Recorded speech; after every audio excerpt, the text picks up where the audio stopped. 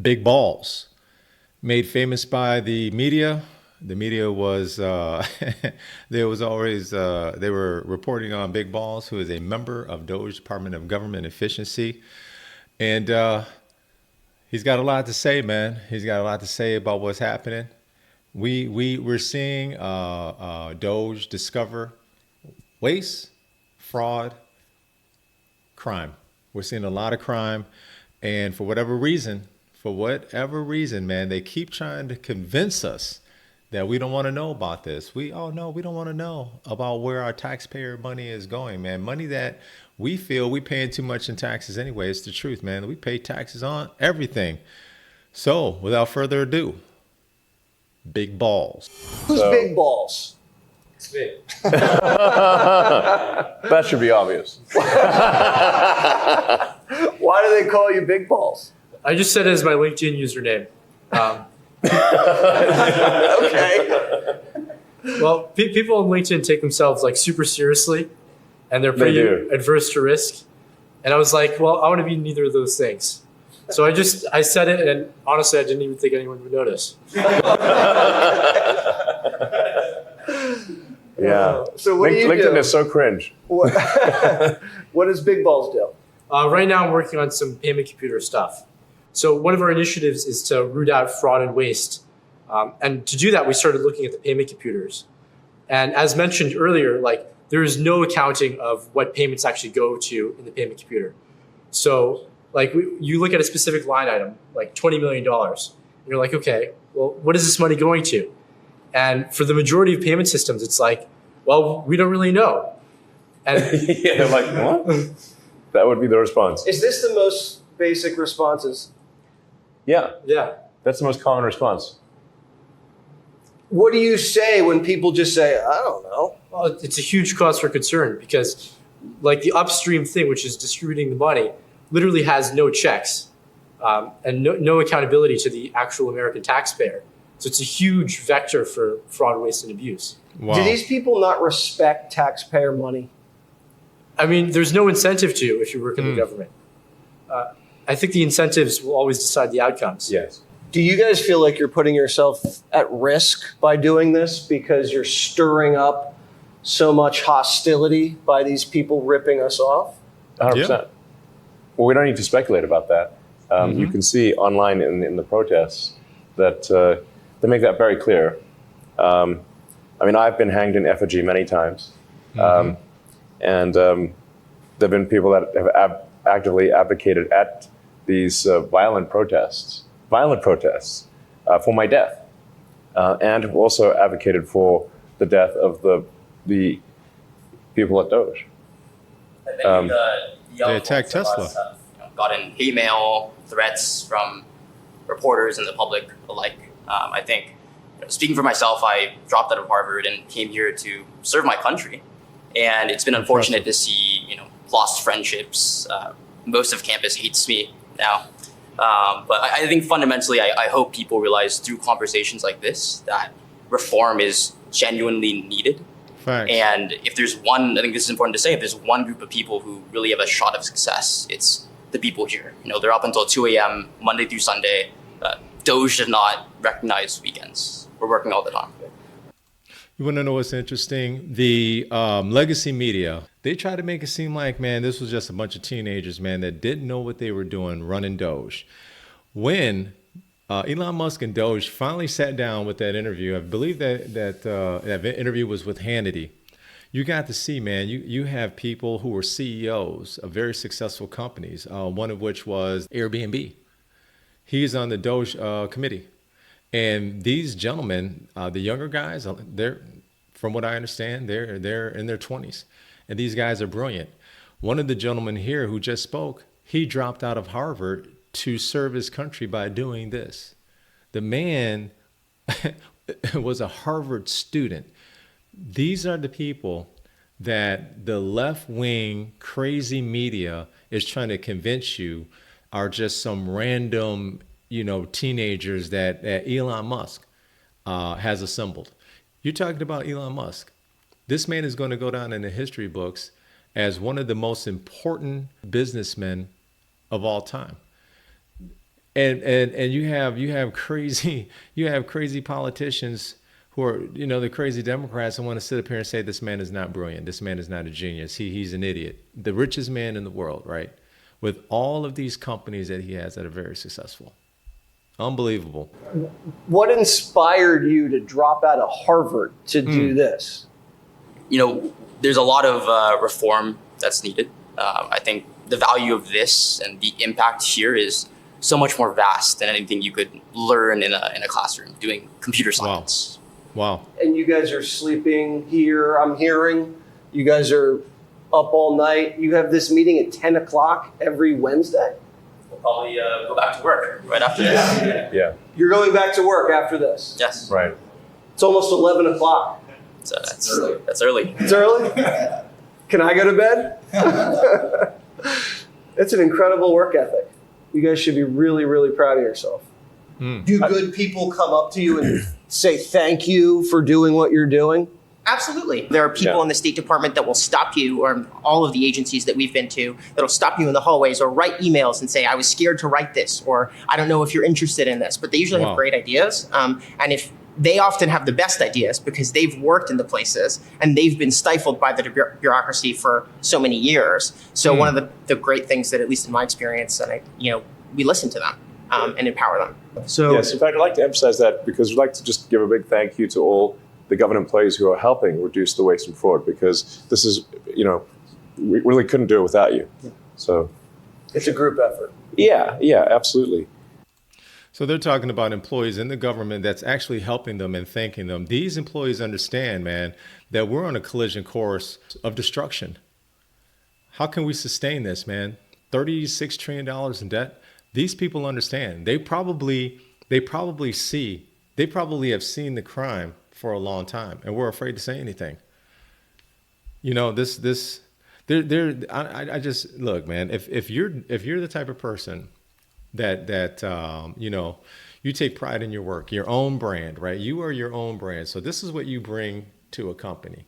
If you're the type of person that takes pride in your work ethic and your own brand, there's going to be people who've seen this and have questioned it, or they're afraid of questioning it because it's such high dollar amounts, right? So maybe they're like, okay, this is a lot of money. Obviously, there's crime going on here. Do I want to be a whistleblower, or am I afraid for my life? Some of these people were probably afraid for their lives to even say anything. So they're coming to these people of Doge and thanking them for being there. I mean, take a look at the heat Elon Musk got. I mean, and he's a public figure. He's a public figure that has one of the most successful companies on the planet, Tesla, and they're attacking it. Can you imagine what they would do to someone behind the scenes? This thing is a lot bigger. The crime is a lot bigger than most of us realized. So I'm not trying to sort of say all government employees are bad. That's absolutely not the case. It's just that there actually just does need to be a serious effort to reduce the waste and fraud. And we're just making that happen. And a lot of people in the government are very glad to see it happen. I think it's really important to recognize every single person around this table that's embedded within an agency is supporting that agency, whether they're working on systems or working through people. We are encountering droves of government employees who are missionaries, not mercenaries, who are actually here serving because they believe in what they're doing and they want to do things well. We are trying to empower them, and they feel empowered now to ask the question of why? Why aren't we doing this? What else can we be doing? How can we fix this? And I think agency by agency, it is filled with exceptional government employees, right? And when we give them the tools, when we give them the systems, and we leave behind systems to help them do their jobs better, that's the permanent change, right? And they're embracing that, not because it's new to them, it's because it's something they've always wanted to do. But for the first time ever, we're giving them the tools and the collaboration to be able to do that. They have the support of the administration. They have the support now of President Donald John Trump, the administration. And there is the Doge Department of Government Efficiency that now is coming in here righting a wrong. And I've said this before. Barack Obama was Doge before Doge. He had the same thing. He wanted to get rid of wasteful spending and fraud. And now the Democrats supported it. Now that President Donald John Trump has implemented it, now all of a sudden they're totally against it, right? Totally against it. Unbelievable. How collaborative it is with these people in these agencies, and it's not all conflict. Sometimes in the media, you always hear about conflict, and you guys are considered these ruthless suits that come in and scare people here. All right, in other news, 100 days of President Donald Trump's second term means 100 days of Elon Musk and his effort to eliminate wasteful government spending. So Rich Edson is live outside the White House with more on Doge and just how much it has saved the American taxpayer and what its future looks like, Rich. Yeah, that's right, Brian Ainsley and Lawrence. The Department of Government Efficiency and Elon Musk say they've already saved billions of dollars for U.S. taxpayers, $160 billion according to the department, which breaks down to about $1,000 a taxpayer. Ways to go, though, to the $2 trillion Musk initially targeted. Doge has slashed federal programs, employees, and entire departments. You want to know what's interesting? They make it seem like, and it's like CNN and the left wing media, right? They try to make it seem like $160 billion is not a lot of money. They have saved the United States of America $160 billion of fraud and wasteful spending, right? In less than 4 months. So let's say they can do this 2 more times in 1 year, or $500 billion in that case. So don't let these people try to fool you, because it is constant, man. They're constantly coming at you. You want to talk about the Republicans flooding the zone? The Democrat left-wing media floods the zone, and they're trying to convince you, oh, it's only 100. Can you imagine saying only $160 billion in less than 3 months? Unbelievable. Is Doge just getting started? This is a long-term enterprise. It's a long-term enterprise because if we take our eye off the ball, the waste and fraud will come roaring back. They can Doge when Democrats get back in power. We're trying to have it be such that the funding is removed, so the grants are gone. So there's a lot of work required to restart the waste and fraud. Musk's special government employee status is scheduled to end May 30th. He also says he's going to be spending more time at Tesla. Democrats want him out now. They accuse Doge of overinflating savings, cutting vital government services, research, and foreign aid. Yesterday, Vice President J.D. Vance toured a steel factory in South Carolina, where he said the Trump administration's first 100 days marks the golden age of American manufacturing and also oil production. Now, to me, that marker means a lot of things for the state of South Carolina. It means a lot of things for this plant. It means a lot of things for America. Number one, 100 days means energy dominance. We have started baby drilling. It means cheaper gas, and it means America that is self-reliant. Facts. As for President Trump, after that address last night at the University of Alabama, he is spending the weekend at Mar-a-Lago. Back to you. Yep, so they're not going anywhere. It's just their leader's going to go back to one of his full-time jobs. Going to probably be there 1 or 2 days. Thanks, Rich. He's going to be there 1 or 2 days a week. They did bring up that one of the things that Doge has done is their actions have led to the layoff of 283,172 job cuts. That is half of all the job cuts in the country. But it was always been the intent to thin out and lean out the federal workforce, which is 2.3 million people. Many of them took buyouts. Yeah, to get paid through September. If you took that deal, you had to sign up, what was the beginning of February, and then you were paid through September. Many of those people left and got other jobs, so they're getting 2 paychecks now. You know, it's funny, people are trying to make it seem like when you get a buyout, right, it's such a bad thing. How is it? You are your own brand, right? You bring your skill and your services to a job. And while you're at that job, you're making money. They're paying you a paycheck, right? Now, these people no longer need your services, right? And they're asking you to leave. So they're going to give you money to leave. So you get your paycheck until what? The end of the year. Now, during that time, you can go ahead and find another job. And now you're doubling up your money. If you're smart, some people are like, you know what? I need a mental break. I'm going to take this time off and I'm just going to wild out. I don't suggest that, but some people need a mental break. But People are getting buyouts, man. It's a good thing because you can walk out of a job empty-handed. Well, I'm concerned really about if a new House comes in during the midterms or a new Senate. In 4 years, implement this. I feel like they're just going to put all this stuff put in place. So I'm just curious. When they do this big, beautiful bill, if they can put some guardrails in place where they can't just reallocate all this stupid spending or all this nonsense, wasteful gender studies nonsense. That's why elections have consequences. That's why if you vote conservatives, this is what you get. If you don't like it, then you vote the other way.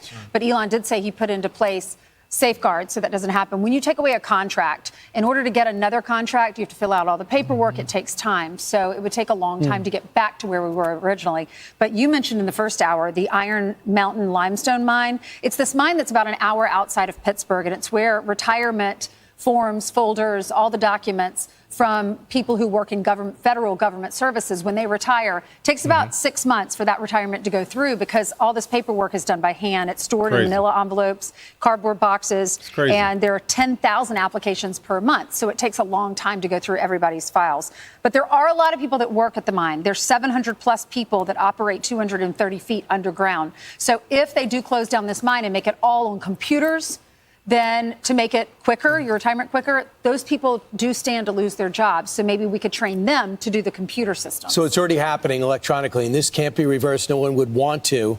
Here's what Doge has done with the mines, and this is their game plan to modernize retiring and getting Social Security. If somebody wants to retire, they can't because it takes 6 months to compile the paper and carry the paper into a mine where it is stored.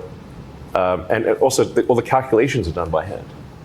Everything has in to be 2025. Reconciled, adjudicated. This is thicker than the Lord of the Rings trilogy.